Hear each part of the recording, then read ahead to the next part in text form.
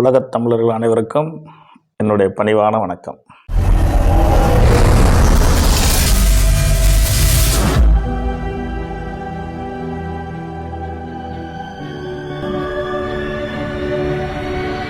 உலகத் தமிழர்கள் அனைவருக்கும் என்னுடைய பணிவான வணக்கம். எல்லோரும் எல்லா நலன்களும் பெற்று வாழ அன்னை பராசக்தி துணையாக இருப்பாங்க. மிகவும் ஆவலோட எதிர்பார்த்து காத்து கொண்டிருக்கிறோம். 2026 ஆண்டு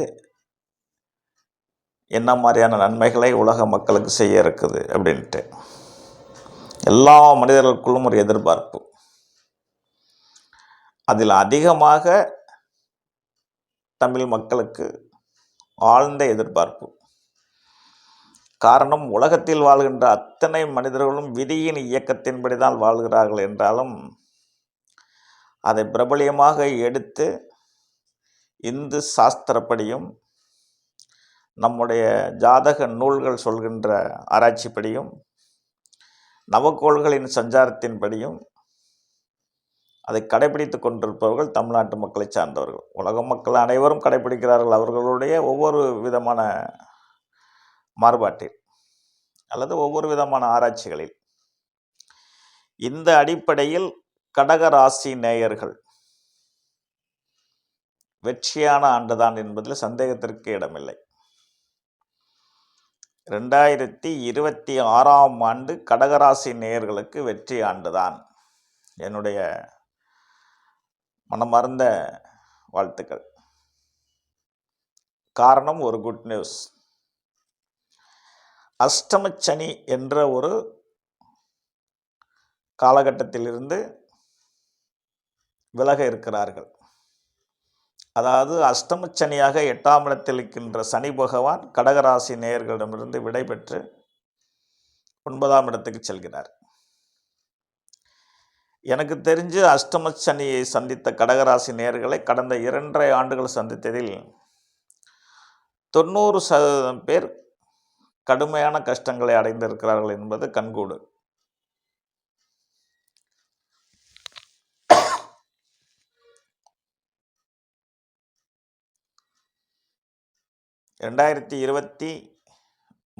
ஆண்டு டிசம்பர் முதல்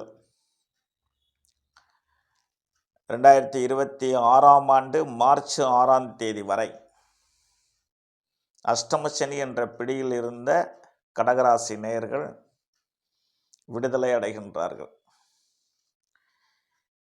அதிக நபர்கள் அதிக சங்கடங்களை சந்தித்ததை நான் கண்கூடாக கண்டிருக்கிறேன்.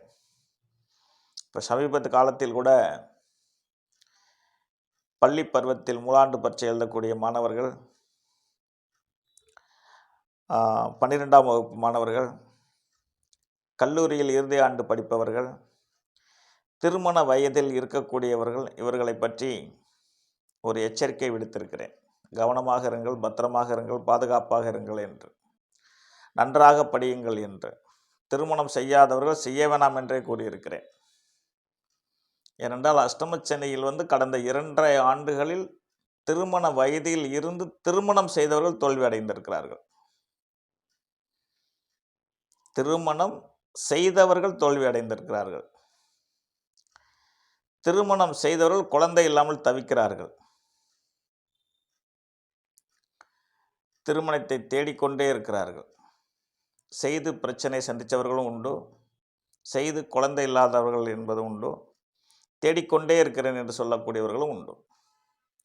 இந்த 3 விதமான சூழ்நிலையும் 2026 ஆண்டு கடகராசி நேயர்களுக்கு நிவர்த்தியாக இருக்கிறது. குழந்தை இல்லாதவர்களுக்கு குழந்தை, திருமணம் ஆகாதவர்களுக்கு திருமணம், பிரச்சனை சந்தித்தவர்களுக்கு சமாதானம் அல்லது மறு வாழ்க்கை, இவை அனைத்தும் கடகராசி நேயர்களுக்கு நடக்க இருக்கிறது. தொழில்துறையில் பாதிக்கப்பட்டவர்களுக்கு தொழில்துறையில் முன்னேற்றம், கடன்பட்டவர்களுக்கு கடன் நிவர்த்தி, ஆரோக்கியம் கெட்டவர்களுக்கு ஆரோக்கியம் நிவர்த்தி, வெளியூர் பயணம் செல்ல இருக்கிறவர்களுக்கு வெளியூர் பயணம் வெற்றி. ஏன், கடகராசியில் பிறந்திருந்தவர்களுக்கு அரசியல்வாதிகளாக இருந்தாலும் வெற்றி, அரசாங்கத்தில் இருந்தாலும் வெற்றி. ஒன்றை கருத்தில் கொள்ள வேண்டும் எனது அன்பு சகோதர சகோதரிகள். அண்ணன் என்ன இன்னைக்கு தான் ரொம்ப சந்தோஷமாக நிகழ்ச்சியாக சொல்லிட்டு இருக்காரு அப்படின்னு நினைப்பீங்க. நான் அப்படி அதிகமாக மிகைப்படுத்தி பேசியது இல்லை என்பது உங்கள் எல்லோருக்கும் தெரியும். இருப்பினும் அஷ்டம சனி விலகினால் பல நன்மைகளை நடக்கும் என்பது எனக்கு நன்றாக தெரியும். இதற்கு முக்கியமான காரணம் என்னவாக இருக்க வேண்டுமென்றால், நான் சொன்னது அப்படியே நடந்தாக வேண்டும் என்றால், ஜனனகால ஜாதகத்தில் தசாபுத்தி சாதகமாக இருக்க வேண்டும். பன்மடங்கு வெற்றியாகும். நான் ஏற்கனவே சொல்லியது போல, சனி பயிற்சினால் நான் சொன்ன அனைத்து நன்மைகளும் 25% இருக்கும். ஜனனகாலத்தில் தசாபுத்தி சாதகமாக இருந்தால் 100 மடங்கு சாதகமாக இருக்கும் என்பதில் சந்தேகத்துக்கு இடமே இல்லை. அடுத்ததாக அவர்களுக்கு சப்போர்ட்டாக குரு பயிற்சி ஆகிறார். ஜென்ம குரு. ஜென்மம் என்பது உடலாகும். ஜென்ம குரு ராமர் வனத்திலேம்பாங்க. அது பொதுவான கருத்து. அது வெளியூர் வெளிதேசம் போகிறதுக்கான ஒரு அறிகுறியாக தான் சொல்லப்பட்டிருக்கிறது. ஜென்மம் என்பது உடம்பு. சில பேருக்கு உடம்பு பாதிக்கும். இந்த நிலையில் குரு பெயர்ச்சி 2026ஆம் ஆண்டு ஜூன் 26ஆம் தேதி வருகிறார். உச்சம் பெற்ற குரு. அவர் எங்கே இருந்ததால் தான் என்ன? அகப்பட்டவனுக்கு அட்டமத்தில் சனி, ஓடிப்போறவருக்கு 9ஆம் இடத்தில் குரு, நல்லா இருக்க போறவருக்கு தான் லக்கணத்தில் குரு இருப்பார் என்பார்கள். லக்கணம் என்பது நம்முடைய ஜனனகாலத்தில் இருக்கின்ற லக்கணம், லா என்று போட்டிருக்கும். கோச்சாரத்துக்கு லக்கணம் என்பது சந்திரா லக்கணம் என்று பொருள். அப்போ சந்திரா ராசியில், அதாவது கடக ராசியில் குரு இருப்பது மிகப்பெரிய வெற்றியை தருவதற்கு தான் வருகிறார். 5, 7, 9ஆம் இடத்தை பார்ப்பார். மிகப்பெரிய வெற்றி ஸ்தானம் அந்த 3 இடங்களும். ஆகவே சனி பெயர்ச்சி சாதகமானது, குரு பெயர்ச்சி சாதகமானது. அடுத்து ராகு கேது பெயர்ச்சியும் 2026ஆம் ஆண்டு இறுதியில் நடக்கும். 2026 நவம்பர் 13ஆம் தேதி நடக்கும். அதுவும் ஜென்மத்துக்கு கேது வருவார், குருவோட சேர்க்கை பெறுவார், 7ஆம் இடத்தில் ராகு இருப்பார். அவர்கள் மட்டும் என்ன செய்வார்கள் என்ற ஒரு சூழ்நிலையை நான் அடுத்த ராகு கேது பெயர்ச்சி நடக்கும் தருவாயில் சொல்லுவேன். இருப்பினும் அஷ்டமச்சனி நிவர்த்தி, குரு பெயர்ச்சி உச்சம், ராகு கேது தொடர்பு, தசாபுத்தி சாதகமாக இருந்தால் கடகராசி நேயர்கள் 2026ஆம் ஆண்டு மிகப்பெரிய வெற்றி அடைவார்கள் என்பதில் சந்தேகத்திற்கு இடமே இல்லை. உங்களுடைய வேண்டுதல் அனைத்தும் நிறைவேற்றி வைக்கும் காலம்.